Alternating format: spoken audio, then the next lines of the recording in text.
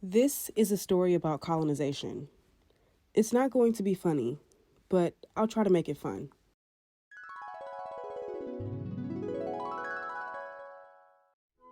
Long ago, the four nations lived together in harmony. But everything changed once. Sorry, y'all. I couldn't tell a story about colonization without the indigenous name. Welcome to Aotearoa.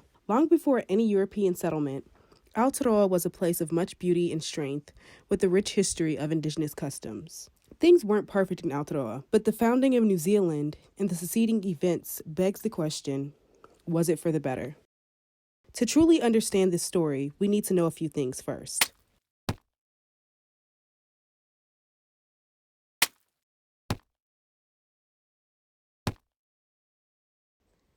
Pillaging, running amok, terrorizing, whatever word you'd like to use. Basically, Britain had this thing where they would kind of sail across the world and take shit.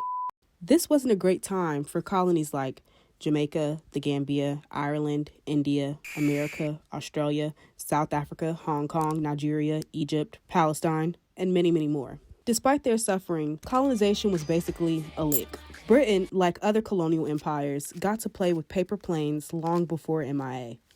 Unfortunately, Aotearoa couldn't remove themselves from the engulfing vessel that was colonization. Looming fears of French annexation, a cute word for theft, and more frequent stays from European settlers left Maori people uneasy. Meet the gram. Once the Queen got wind of this need, she took action.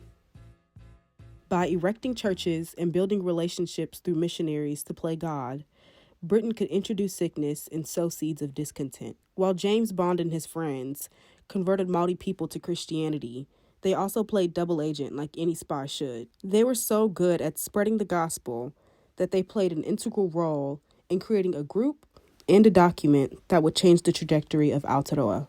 After heavy deliberation, the Confederation of United Tribes was established. This group featured influential chiefs such as Honeheke, Te Wherowhero, and Te Hapuku. The chiefs' discontent with pre-existing unrest being exacerbated by settlers grew consuming, leading to 13 members signing the Treaty of Waitangi. This treaty was drafted and signed in 1835, declaring New Zealand a sovereign nation under British rule and protection. The proposed peace, prosperity, and sovereignty of Aotearoa hung in the balance as warring tribes, shoddy land deals, and rising sickness led to more conflict. The years that followed the signing of the treaty weren't easy for the Maori. As settler population grew and more military presence was requested, Maori found themselves and their needs pushed wayside.